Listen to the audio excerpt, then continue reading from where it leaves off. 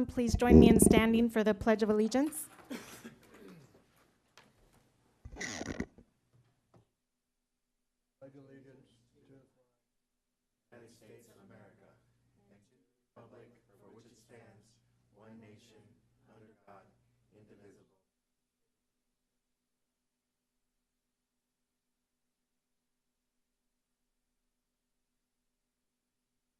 Now is the time for oral communications from the public. This time is set aside for members of the general public to address the council on any item not on our council agenda.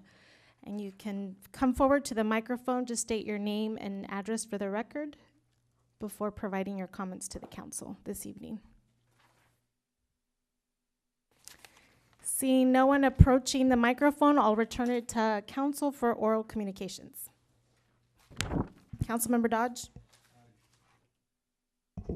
Good evening, Madam Mayor. I'd like to just take a moment, and I didn't know if I should go to the podium or not.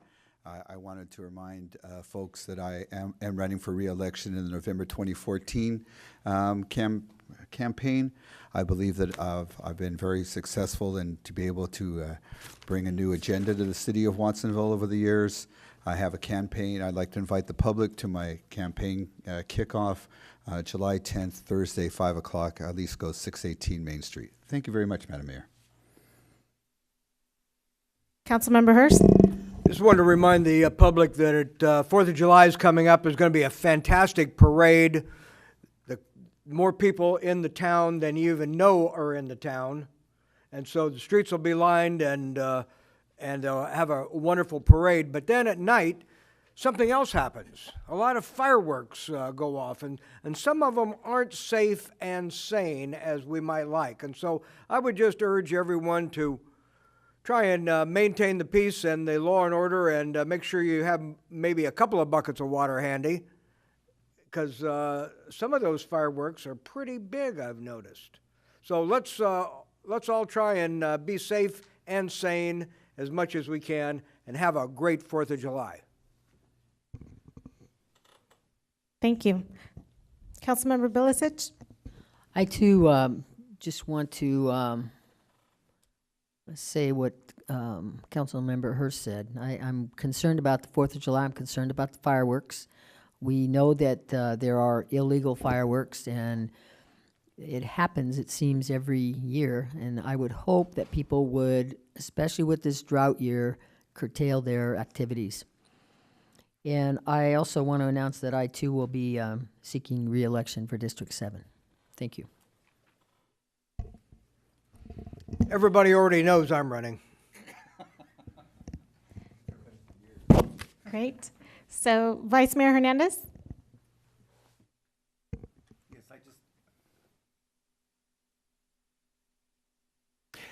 I just wanted to invite everybody to the 4th of July parade. It's going to begin at 2 o'clock. People are going to assemble there at 1:30 here at the intersection of Main Street and Freedom near St. Patrick's. So I encourage everyone to make it out there. It's going to be it always is a great event for people to attend. That's pretty much it. So just very briefly, this is going to be one of our last council meetings for the summer. We're going to have the opportunity of having a break. And I just want to also echo what's been said here. There's going to be a number of wonderful events, including the 4th of July parade. We're also going to have the Strawberry Festival during our summer break from the council meetings. So I just invite everyone to enjoy the community and enjoy that time to celebrate together. Thank you.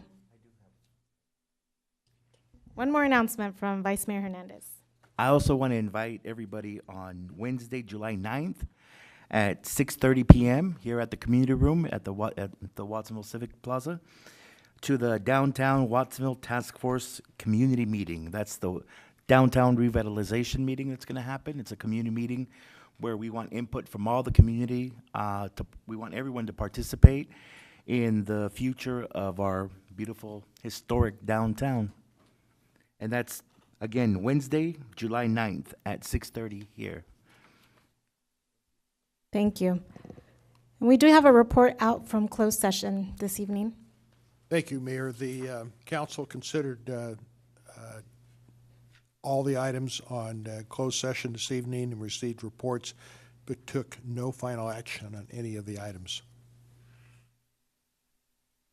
So this evening, we did have a number of presentations from our beautification committee, a presentation on House and Garden Awards, and also a commercial business award. Are any of those awardees here this evening? I'm still going to go ahead and announce those names. So we have Debbie and Nicole Hurley from District 2 on Palm Avenue, Joe and Joyce Mendoza, Elm Street neighbors, Javier and Maria Alvarez, Tuttle Avenue, and our commercial business award is Central Coast Windows, which is a business here in District 2 as well on Union Street. Our next item on the agenda is our consent calendar. All items appearing on the consent agenda are recommended actions which are considered to be routine and will be acted upon as one consensus motion. If there are any members of the public wishing to address us on any item on our consent agenda, you can come forward. Seeing none, I'll return it to council for appropriate motion or discussion. Councilmember Hurst. I'll move the consent agenda. There's been a motion and a second. And Councilmember Bilicic? I just wanted, first of all, on 4.12, I wanted to thank the police department for doing this in such a timely manner. I really appreciate getting that done before the start of the school year. And 4.8, I would like some explanation as to 4.8, because I was reading that Board of Equalization. It talked about $175,000 and all this stuff, and I'm not sure I understand it. So I would like a little bit of an explanation on 4.8. And also 4.15, but let's start with 4.8 if we can. Sure. Thank you. Good evening, council members, members of the public. So on item 4.8, those are two contracts that are required by the State Board of Equalization in order for the city to implement the recently approved ballot measure by the voters, Measure G. And one of the specific language that you're referring to is that there's a specific government section that requires that the city reimburses the State Board of Equalization for the cost that they incur in formalizing these agreements and doing all the administrative work that is required in order for the tax dollars to flow to the city. The code in itself has a limit of $175,000 for those services, but the estimate that we have received is approximately $2,400 for the actual service itself. So what that estimate just indicates that there is a cap up to a maximum dollar amount, but we don't anticipate that we are going to spend anywhere near that amount in order to implement those two agreements. And that money, does that come out of the general fund or where? What that will do is it will have to come out of Measure G. It's implementation of actual Measure G revenues to come in. So any benefit of that revenue and those services that we'll receive from the State Board of Equalization will have to be funded by Measure G. And there is an administrative portion of the Measure G funds, and that will come out of that administrative portion of the contract. So about $2,400. Correct. Now, did the city incur costs for Measure G in the beginning? The city... The campaign and all of this stuff, did they? For campaigning. No. The city only incurred costs for the evaluation of the feasibility study of the campaign itself, and having some meetings and things of that nature, but nothing on campaigning, anything just in preparation to evaluate the feasibility of the measure. And that money probably came from the general fund? Correct. So will the money that comes in from Measure G go back to support that? No. Will it pay back or no? No. Any of the funds that come in for Measure G are going to be completely dedicated for police and fire services as indicated in the ballot measure and as passed by the voters. Okay. All right. Thank you. And item 4.15. Yeah, I don't know. That's just the second reading of the all the changes to the various fees that we had the last meeting. Okay. Yeah. Okay. Thank you. Any further discussion or questions on the consent agenda? Seeing none, we'll go ahead and vote on our consent calendar. Bilicic, Yes. Dodge, Hernandez, Yes. Hurst, Yes. Cervantes. Yes. Motion carries.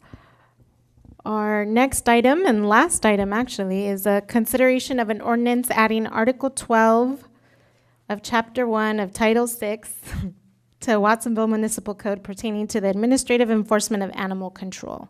And we do have a staff report this evening. Good evening, Mayor Cervantes, City Council, and members of the public. I'm Acting Deputy Chief David McCartney from the Police Department. And if questions arise this evening, I am joined by Animal Shelter General Manager Melanie Sobel. Tonight, we are requesting council review and approval of animal control officers being given the authority to issue administrative citations with a hearing officer procedure. The City of Watsonville is part of a countywide joint powers authority for services as it relates to animal rescue, regulation, and human care that protect the health, public safety, and welfare of the people and animals in Santa Cruz County. The Santa Cruz County Animal Shelter serves the County of Santa Cruz, the City of Santa Cruz, City of Scotts Valley, and the City of Watsonville.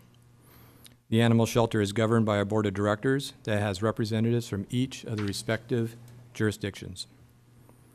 Tonight, we are proposing that City Council approves the Administrative Citation Program Ordinance by adding Article 12 and beginning at Section 6-1.120, Administrative Citations and Enforcement of Animal Control Regulations to our municipal code. Currently, when animal control officers cite persons for violations, the process goes through the state court system. While the animal shelter incurs the cost of animal regulation and boarding, no portion of the citation fines are shared with the shelter. California Government Code Section 53069.4 allows in part that local agencies may by ordinance make any violation of any ordinance subject to an administrative fine.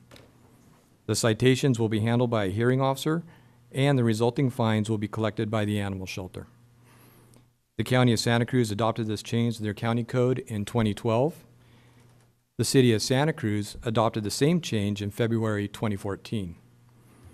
In conclusion, we believe that by approving this ordinance will provide much-needed revenue for the shelter, which would enhance the customer experience and service to the animal. At this time, I would welcome any questions. Thank you. Any questions from City Council? Councilmember Hurst?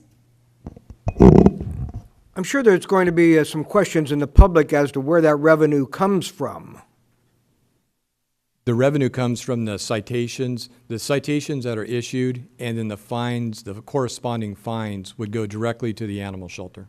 So currently, the fines, are there any fines? There are fines that are imposed by the state court, and it goes to the County of Santa Cruz and to the state of California. Well, how often does someone get fined for animal issues? Would you have 1,200 things here? Probably not much right now. For 2011, when we looked at the stats, there were about 880 citations issued. Most of them are failure to spay neuter and failure to license, or failure to have a dog on a leash. So it's pretty much clear-cut black and white issues. And we provide a fix-it ticket system where if they come into our shelter and if they get their animal neuter within 30 days or they have 7 days to get their animal license, the ticket goes away.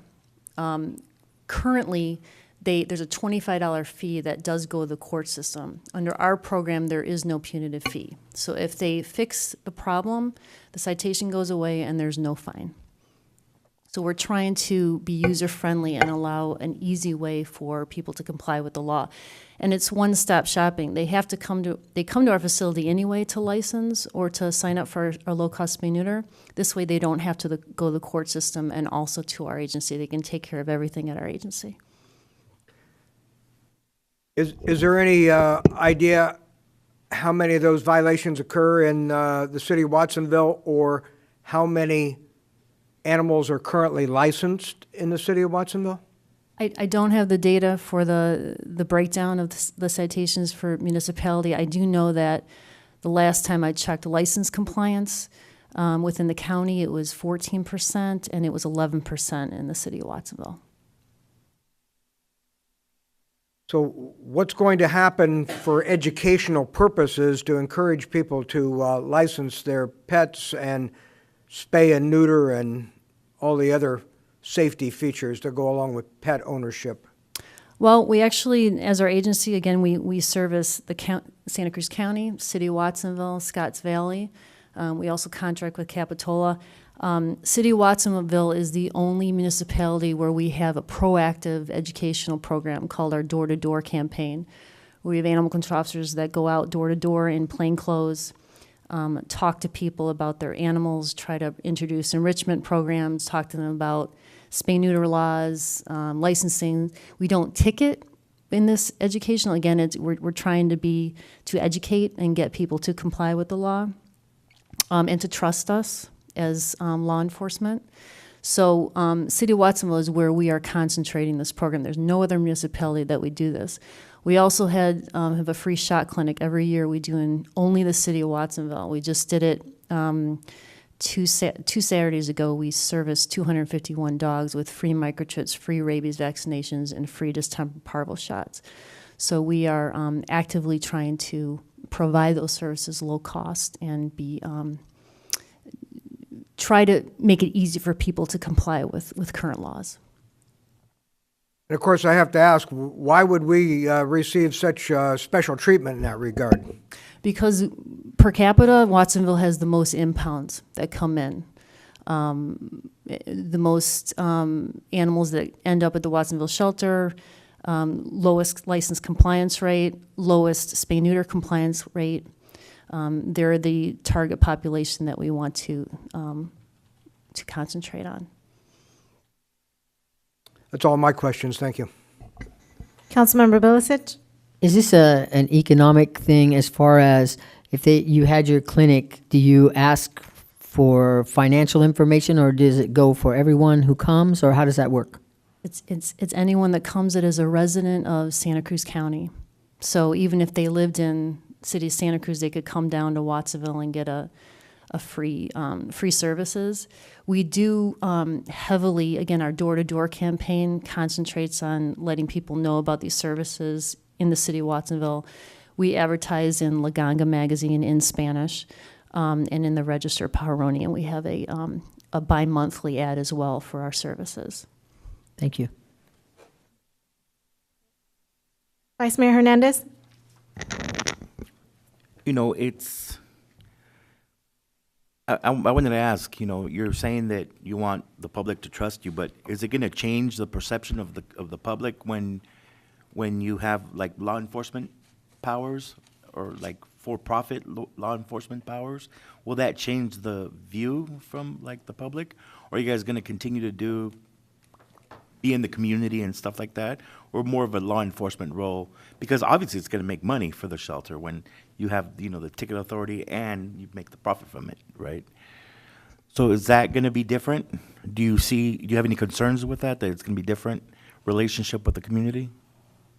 No, I don't. And like I said, we go above and beyond trying not to be punitive, but be more of an educational resource for people. We don't want animals to be separated from their homes. Our goal is to keep animals in homes. You know, our goal is to have people comply with the law, to be animals be vaccinated for rabies so that there's no public safety threat. Have animals spay-neutered so there's not continuing pet overpopulation that we deal with every single day. So it's not that we're trying to catch people or again, be punitive. It's really more of an educational process and extending ourselves to provide these low-cost options for people to comply with the law.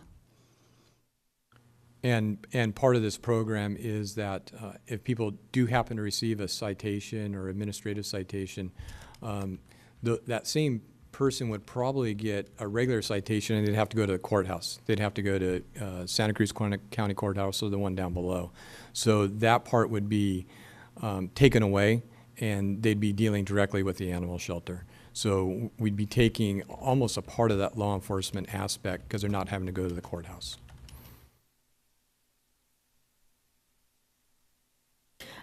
He basically answered my question because I was going to say you already implement this don't you? You already give citations, so it's not a change there, but now the money will go directly to the shelter. Is that the difference? Correct. Okay, thank you. I do have one more question. Is this going to unify the unincorporated areas and the various cities in the county, or will there still be some differences even across street boundaries? It's the same. It's essentially the same municipal code that goes across the county of Santa Cruz and the city of Santa Cruz. It was modeled after both of those, and Scotts Valley is going through their process with their city council. It hasn't gone to them yet, but it's going through their process. The basis of my question is, particularly in Freedom, you have one side of the street will be in the city and one side will be in the county, and quite often the residents aren't real sure which side they're on or which jurisdiction they need to comply with. And so my hope is that this will be an easier to administer process and that it'll be increasingly effective. And as you know, we've had some bad incidences with animals in the community, human bites, other pets that have been killed by animals, and a general concern about aggressive dogs. So how is this going to impact the potential aggressive dog problem, if there is one? Well, the first part of the question is that all the citations are the same. I mean, we enforce the same laws for each municipality. It's simply now it's how they're processed. So now they go to the court system, and we're asking that they go directly to us. So it's the same level of enforcement, the same ordinances. As far as the aggressive animals, spay-neuter is a big component of decreasing aggression, particularly in male dogs. And that's why we're a big proponent of that, besides the fact that it cuts down on the pet overpopulation process. And again, licensing and rabies shots so that we know which animals are current on rabies helps a lot with the process of if there's a dog on human bite, as far as how to take care of that, how to quarantine the animal, and what type of rabies procedures have to be followed.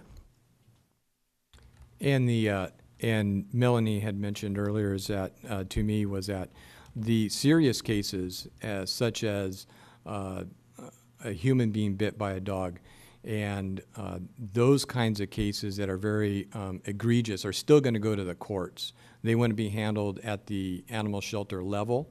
They'll still be referred to the courts for the DAs to review it and possibly prosecute them in criminal court. Thank you. This is a public hearing. I will open the public hearing if any members of the public wish to address us on this issue. Seeing none, I will close the public hearing and return this to council for additional discussion or appropriate motion. Councilmember Dodge. Thank you very much, Madam Mayor. I'd like to move staff's recommendation for the consideration of ordinance adding Article 12 of Chapter 1 of Chapters of Title 6 of the Watsonville Municipal Code pertaining to administrative enforcement of animal control regulations. That was harder to read than I thought it would be. I'll second that long motion. Motion by Councilmember Dodge and second by Councilmember Hurst. Any discussion on the motion? Councilmember Hurst? Well, I think this is a good thing to do, and I'm glad we're getting to it. You know, there's a lot of issues with animal control, and bridging that gap between the residents and your office, that's a great big piece of it. And educating the public, I think most people are sort of aware of rabies and the need for vaccinations, but not everybody's bought into spay-neuter in in entirety. And obviously, not everybody's bought into pet licensing or microchipping either, although I think they understand that they would like to get their animal back if the animal's lost. But some people just walk away from their animals, I've noticed. So I'm I'm optimistic that this will increase safety and the well-being of pets throughout the community. Councilmember Bilicic? I just want to make sure that on section 6.1, 12.14, are these fees countywide? They're standardized? Okay.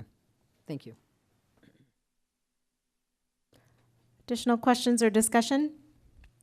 Seeing none, we're ready to vote. Yes. Kaufman Gomez, Dodge,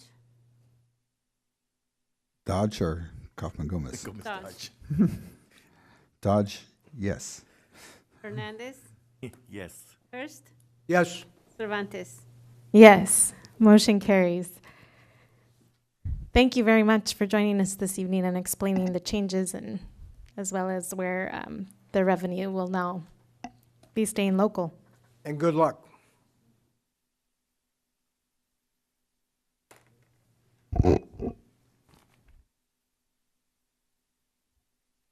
Seeing no emergency items added to the agenda, we'll go ahead and adjourn tonight's meeting. Thank you.